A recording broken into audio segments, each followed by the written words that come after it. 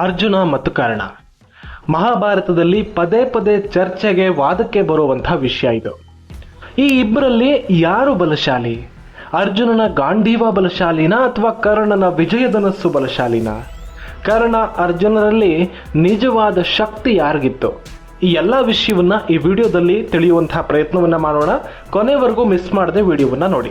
ಅಲ್ಲಿವರೆಗೂ ನೀವಿನ್ನು ನಮ್ಮ ಕನ್ನಡ ಕದಂಬ ಚಾನಲ್ಗೆ ಸಬ್ಸ್ಕ್ರೈಬ್ ಮಾಡದೇ ಇದ್ರೆ ಈಗಲೇ ಸಬ್ಸ್ಕ್ರೈಬ್ ಮಾಡಿ. ಇಂತಹ ಇನ್ನಷ್ಟು ವಿಷಯಗಳಿಗಾಗಿ ಬೆಲ್ ಐಕಾನ್ ಪ್ರೆಸ್ ಮಾಡಿ.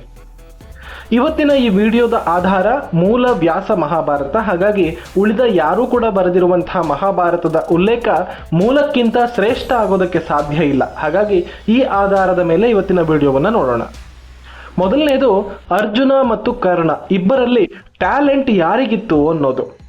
ಹುಟ್ಟಿನಿಂದಾನೇ ಅತ್ಯಂತ ಟ್ಯಾಲೆಂಟ್ ಹೊಂದಿದ್ದ ವ್ಯಕ್ತಿ ಇಬ್ಬರಲ್ಲಿ ಕಂಪೇರ್ ಮಾಡಿದ್ರೆ ಅರ್ಜುನನಿಗಿಂತ ಕರ್ಣನೇ ಅಂತ ಹೇಳ್ಬೋದು. ಅವನಿಗೆ ಎಲ್ಲವನ್ನ ಸುಲಭವಾಗಿ ಕಲಿಯಬಲ್ಲ ಸಾಮರ್ಥ್ಯ ಇತ್ತು. ಆದರೆ ಅರ್ಜುನನಿಗೆ ಇರಲಿಲ್ಲ ಅಂತಲ್ಲ. ಅರ್ಜುನ ಕೇವಲ ಟ್ಯಾಲೆಂಟೆಡ್ ಅಷ್ಟೇ ಆಗಿರಲಿಲ್ಲ, ಕಠಿಣ ಪರಿಶ್ರಮಿಯಾಗಿದ್ದ. ಶ್ರದ್ಧೆ, ಏಕಾಗ್ರತೆ ಹೆಚ್ಚಿತ್ತು. ಯಾವಾಗಲೂ ಏನಾದರೂ ಕಲಿಯಬೇಕು ಅನ್ನುವಂತಹ ಉತ್ಸಾಹ ಅರ್ಜುನನಲ್ಲಿತ್ತು. ಆದರೆ ಹುಟ್ಟಿನಿಂದಾನೇ ಚುರುಕು ಯಾರು ಅಂತ ತೆಗೆದುಕೊಂಡಾಗ ಅಲ್ಲಿ ಕರ್ಣನೇ ವಿನ್ ಆಗೋದು.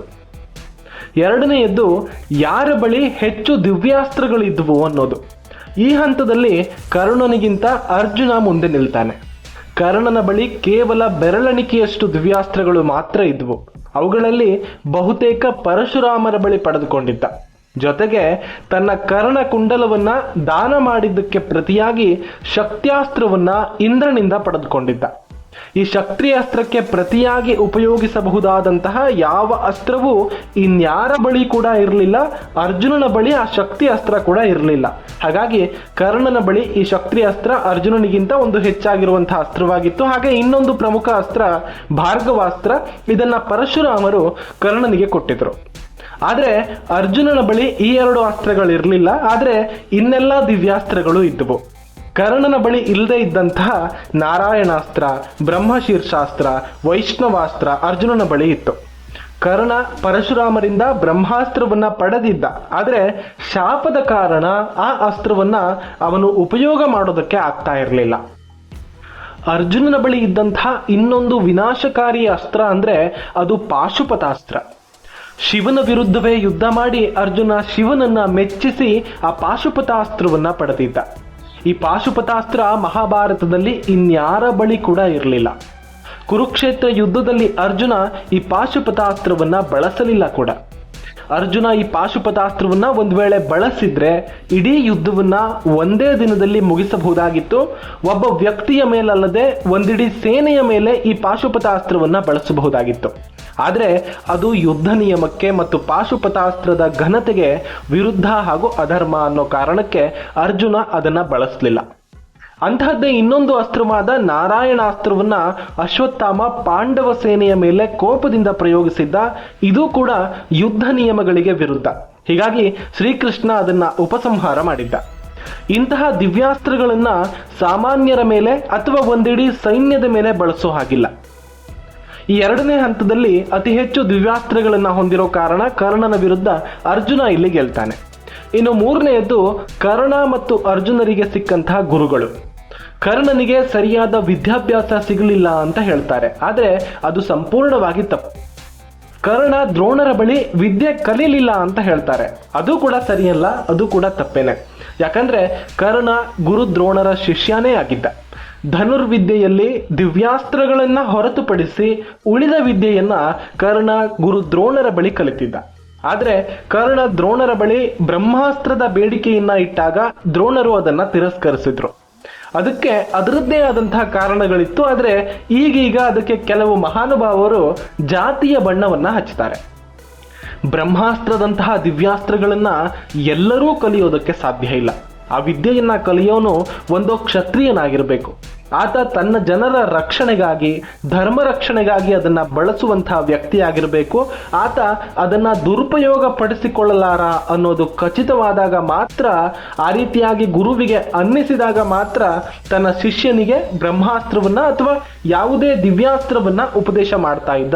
ಆ ಜವಾಬ್ದಾರಿ ಗುರುವಿನ ಮೇಲಿರ್ತಾ ಇತ್ತು. ಅಥವಾ ಇನ್ನೊಂದು ವಿಷಯದಲ್ಲಿ ಬ್ರಾಹ್ಮಣ ವಿದ್ಯಾರ್ಥಿ ಆದ್ರೆ ಅವನಿಗೂ ಕೂಡ ಅಷ್ಟೇ ತನ್ನ ಗುರು ಪರಂಪರೆಯನ್ನ ಮುಂದುವರಿಸ್ಕೊಂಡು ಹೋಗೋದಕ್ಕೆ, ಹಾಗೆ ಆ ದಿವ್ಯಾಸ್ತ್ರದ ಜ್ಞಾನ ನಾಶವಾಗದೆ ಉಳಿದುಕೊಳ್ಳೋದಕ್ಕೆ ಆ ಒಂದು ಕಾರಣಕ್ಕೆ ಉಪದೇಶವನ್ನ ಮಾಡಿಸ್ತಾ ಇದ್ರು. ಹಾಗೆ ಉಪದೇಶ ಪಡೆದಂತಹ ಬ್ರಾಹ್ಮಣ ವಿದ್ಯಾರ್ಥಿಯಾಗಿದ್ರೂ ಕೂಡ ಆತ ಅದನ್ನ ಸಾಮಾನ್ಯರ ಮೇಲೆ ಬಳಸೋ ಹಾಗಿರ್ಲಿಲ್ಲ. ಹೀಗಾಗಿ ತನ್ನ ಜೀವಮಾನದಲ್ಲಿ ಅರ್ಜುನನನ್ನೇ ಶತ್ರುವಾಗಿ ಭಾವಿಸಿ ಅವನಿಗಿಂತ ತಾನು ಶ್ರೇಷ್ಠ ಅನ್ನೋದನ್ನ ಜಗತ್ತಿಗೆ ನಿರೂಪಿಸಬೇಕಾದ ಜಿದ್ದಿಗೆ ಈ ಕರ್ಣ ಬಿದ್ದಿರೋದು ದ್ರೋಣರಿಗೆ ಯಾವತ್ತೋ ಗೊತ್ತಿತ್ತು. ಹಾಗಾಗಿ ಆತ ತನ್ನ ಸಾಮರ್ಥ್ಯ ತೋರಿಕೆಗಾದ್ರೂ ಬ್ರಹ್ಮಾಸ್ತ್ರವನ್ನ ಪ್ರಯೋಗಿಸೋ ಸಾಧ್ಯತೆ ಅವರಿಗೆ ಕಾಣಿಸಿತ್ತು. ಈ ಕಾರಣಕ್ಕಾಗಿ ಅವರು ಕರ್ಣನಿಗೆ ಬ್ರಹ್ಮಾಸ್ತ್ರ ಉಪದೇಶವನ್ನ ನಿರಾಕರಿಸಿದ್ರು. ಅಷ್ಟೇ ಹೊರತು ಕೇವಲ ಒಂದು ಜಾತಿಯ ಕಾರಣಕ್ಕೆ ಇಲ್ಲಿ ನಿರಾಕರಿಸಿದ್ರು ಅನ್ನುವಂಥದ್ದು ತಪ್ಪಾಗಿರುವಂತಹ ವಿಮರ್ಶೆ ಆಗತ್ತೆ. ಆದ್ರೆ ದ್ರೋಣರಿಂದ ತಿರಸ್ಕೃತಗೊಂಡ ಕರ್ಣ ಅವಮಾನಗೊಂಡಿದ್ದ. ಹಾಗೆ ಹೋದವನಿಗೆ ಗುರುದ್ರೋಣರಿಗಿಂತ ಶ್ರೇಷ್ಠವಾದಂತಹ ಗುರುಗಳು, ಗುರುದ್ರೋಣರಿಗೆ ಗುರುಗಳಾದಂತಹ ಪರಶುರಾಮರು ಸಿಗ್ತಾರೆ. ಕರ್ಣ ಅಲ್ಲಿ ಮಾಡಿದ್ದ ಒಂದೇ ಒಂದು ದೊಡ್ಡ ತಪ್ಪು ಅಂದ್ರೆ ತಾನು ಬ್ರಾಹ್ಮಣ ಅಂತ ಸುಳ್ಳು ಹೇಳಿದ್ದು.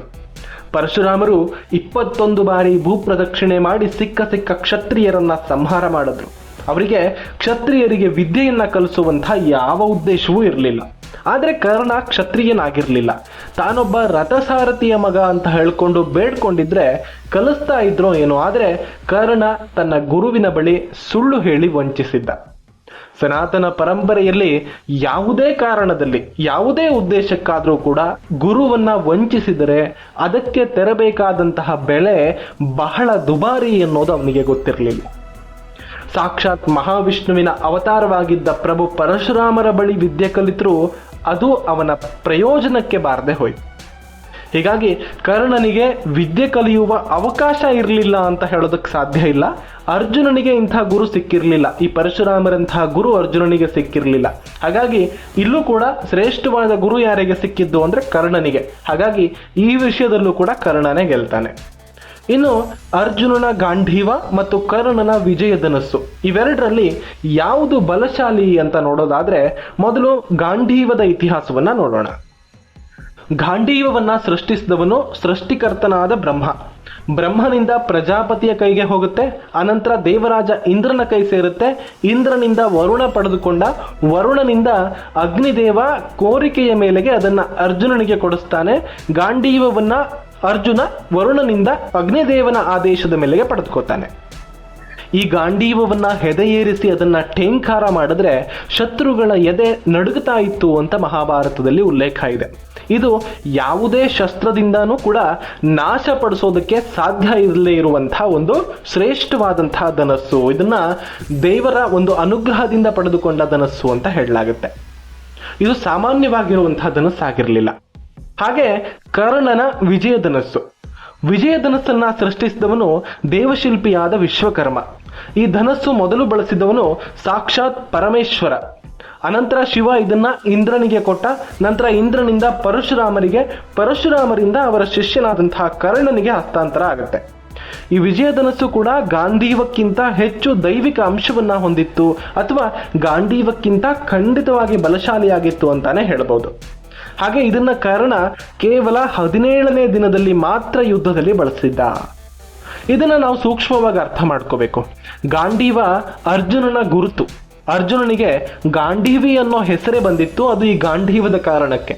ಅರ್ಜುನನಿಗೆ ಧನಸ್ಸು ಅಂದ್ರೆ ಅದು ಗಾಂಧೀವನೇ. ಆತ ಧನಸ್ಸನ್ನ ತನ್ನ ಪ್ರಾಣದಂತೆ ಕಾಯುತ್ತಾ ಇದ್ದ. ಪ್ರತಿ ಕ್ಷಣ ಕೂಡ ಗಾಂಧೀವವನ್ನ ತನ್ನ ಜೊತೆಗಿಟ್ಕೋತಾ ಇದ್ದ. ಗಾಂಧೀವವನ್ನ ಹಂಗಿಸಿದವರನ್ನ ಕೊಲ್ಲುವುದಾಗಿ ಶಪಥ ಕೂಡ ಮಾಡಿದ್ದ. ಆದ್ರೆ ವಿಜಯಧನಸ್ಸು ಗಾಂಧೀವಕ್ಕಿಂತ ಹೆಚ್ಚು ಬಲ ಹೊಂದಿರುವಂತಹ ಧನಸ್ಸಾಗಿತ್ತು. ಅದನ್ನ ದಿನನಿತ್ಯದ ಯುದ್ಧಗಳಿಗೆ ಸಾಮಾನ್ಯರ ಮೇಲೆ ಬಳಸೋ ಹಾಗಿರ್ಲಿಲ್ಲ. ಅರ್ಜುನನ ಗಾಂಧೀವಕ್ಕೆ ಎದುರಾಗಿ ಕರ್ಣ ಅದನ್ನ ಬಳಸಬೇಕು ಅಂತ ತೀರ್ಮಾನಿಸಿ 17ನೇ ದಿನ ವಿಜಯಧನಸ್ಸನ್ನ ಕೈಗೆತ್ಕೋತಾನೆ.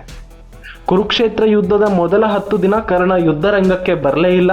10 ದಿನ ಭೀಷ್ಮರ ನಂತರ ಕೌರವ ಸೇನೆಯ ಸರ್ವಾಧ್ಯಕ್ಷರಾಗಿ ದ್ರೋಣರು ನೇಮಕವಾದಾಗ ಕರ್ಣ ಯುದ್ಧರಂಗಕ್ಕೆ ಬರ್ತಾನೆ. 16ನೇ ದಿನ ಕರ್ಣನೇ ಕೌರವ ಸೇನೆಯ ಸರ್ವ ಸೇನಾಧಿಪತಿಯಾಗಿ ಯುದ್ಧ ಮಾಡ್ತಾನೆ. 17ನೇ ದಿನ ಅರ್ಜುನನೆದುರು ಯುದ್ಧ ಮಾಡುವಾಗ ಗಾಂಧೀವಕ್ಕೆ ವಿರುದ್ಧವಾಗಿ ಬಳಸೋದಕ್ಕೆ ವಿಜಯಧನಸ್ಸನ್ನ ಉಪಯೋಗ ಮಾಡೋದಕ್ಕೆ ನಿರ್ಧಾರ ಮಾಡ್ತಾನೆ. ಹಾಗಾಗಿ ಈ ಧನಸ್ಸಿನ ವಿಶೇಷತೆಯ ಕಾರಣಕ್ಕೆ ಕರ್ಣ ಅದನ್ನ ಎಲ್ಲ ಕಡೆ ಬಳಸಬೇಕಾದಂತಹ ಅಗತ್ಯ ಬಂದಿರಲಿಲ್ಲ. ಅವನಿಗೆ ಉಳಿದ ಯಾರನ್ನ ಸೋಲಿಸೋದಕ್ಕೂ ಕೂಡ ಈ ವಿಜಯಧನಸ್ಸಿನ ಅವಶ್ಯಕತೆ ಬಂದಿರಲಿಲ್ಲ. ಕೇವಲ ಅರ್ಜುನನ ಎದುರು ಹೋರಾಡೋದಕ್ಕೆ ಮಾತ್ರ ಈ ಧನಸ್ಸನ್ನ ಬಳಸಿದ್ದ. ಇಲ್ಲಿ ಕೂಡ ಶ್ರೇಷ್ಠವಾದ ಧನಸ್ಸನ್ನ ಹೊಂದಿರೋದ್ರಿಂದ ಈ ಹಂತದಲ್ಲೂ ಕೂಡ ಕರ್ಣ ಗೆಲ್ತಾನೆ. ಕರ್ಣನ ಬಾಣದ ಹೊಡೆತಕ್ಕೆ ಅರ್ಜುನನ ರಥ ಹಿಂದೆ ಸರಿದಿತ್ತು. ಇದೊಂದು ಅಪ್ಪಟ ಸುಳ್ಳು. ಇದನ್ನ ಸಿನಿಮಾಗಳಲ್ಲಿ, ಧಾರಾವಾಹಿಗಳಲ್ಲಿ ಹಾಗೆ ಅಥವಾ ಕೆಲವು ಕಡೆ ಕರ್ಣನನ್ನ ವೈಭವೀಕರಿಸೋದಕ್ಕೆ ಹೇಳಿರಬಹುದೇ ಹೊರತು ಕರ್ಣನ ಬಾಣದ ಹೊಡೆತಕ್ಕೆ ಅರ್ಜುನನ ರಥ ಇಂತಿಷ್ಟು ದೂರ ಸರಿತು ಅಥವಾ ಕರ್ಣನ ಈ ಒಂದು ಪರಾಕ್ರಮವನ್ನ ನೋಡಿ ಕೃಷ್ಣ ಆತನನ್ನ ಹೊಗಳಿದ್ದ ಅಂತೆಲ್ಲ ಹೇಳಲಾಗುತ್ತೆ. ಇದು ಕೇವಲ ಕರ್ಣನನ್ನ ವಿಜೃಂಭಿಸೋದಕ್ಕೆ ಹೇಳಿರೋದೇ ಹೊರತು ವ್ಯಾಸ ಮಹಾಭಾರತದಲ್ಲಿ ಖಂಡಿತವಾಗ್ಲೂ ಇದು ಇಲ್ಲ. ನಮ್ಮ ಉದ್ದೇಶ ಕರ್ಣನನ್ನ ಕೀಳಾಗಿ ತೋರಿಸೋದಲ್ಲ. ಕರ್ಣ ಜನ್ಮದಿಂದಾನೇ ಶಕ್ತಿಶಾಲಿಯೂ ಹೌದು, ಹಾಗೆ ದುರದೃಷ್ಟವಂತನೂ ಹೌದು. ಆದರೆ ಅರ್ಜುನ ಹಾಗಲ್ಲ. ಸತತ ಪರಿಶ್ರಮದಿಂದ, ಶ್ರದ್ಧೆ, ಆಸಕ್ತಿ, ಏಕಾಗ್ರತೆಯಿಂದ ವಿದ್ಯೆಯನ್ನ ಕಲಿತವನು. ಇಲ್ಲಿ ನಾವು ಒಂದು ವಿಷಯವನ್ನ ಸರಿಯಾಗಿ ಗಮನಿಸಬೇಕು. ಇಲ್ಲಿ ಅರ್ಜುನನೂ ನಾವೇ, ಕರ್ಣನೂ ನಾವೇ, ದುರ್ಯೋಧನನೂ ನಾವೇ, ಧರ್ಮರಾಯನೂ ನಾವೇ, ಕೃಷ್ಣನೂ ನಾವೇ, ಶಕುನಿಯೂ ನಾವೇ. ಮಹಾಭಾರತ ಕೇವಲ ಇತಿಹಾಸವೂ ಅಲ್ಲ, ಕೇವಲ ಪುರಾಣವೂ ಅಲ್ಲ. ಇದು ನಮ್ಮೆಲ್ಲರ ಮನಸ್ಸಿನ ಭಾವನೆಗಳು, ಗೊಂದಲಗಳು, ಭಯಗಳು, ನಮ್ಮ ನಿರ್ಧಾರಗಳು, ಧರ್ಮ ಅಧರ್ಮ ಎಲ್ಲವನ್ನ ಪರೀಕ್ಷಿಸುವ, ಎಲ್ಲವನ್ನ ಪ್ರಶ್ನಿಸುವ, ಎಲ್ಲದಕ್ಕೂ ಉತ್ತರಿಸುವಂತಹ ಬದುಕಿನ ಒಂದು ಕೈಗನ್ನಡಿ. ಹಾಗಾಗಿ ಮಹಾಭಾರತವನ್ನ ಕೇವಲ ಕಥೆಯ ರೂಪದಲ್ಲಿ ಅರ್ಥ ಮಾಡ್ಕೋಬೇಡಿ, ಇದು ಬದುಕಿನ ಕೈಗನ್ನಡಿ ಅನ್ನೋದನ್ನ ಅರ್ಥ ಮಾಡ್ಕೊಳ್ಳಿ. ಜೈ ಶ್ರೀರಾಮ್, ಜೈ ಶ್ರೀಕೃಷ್ಣ.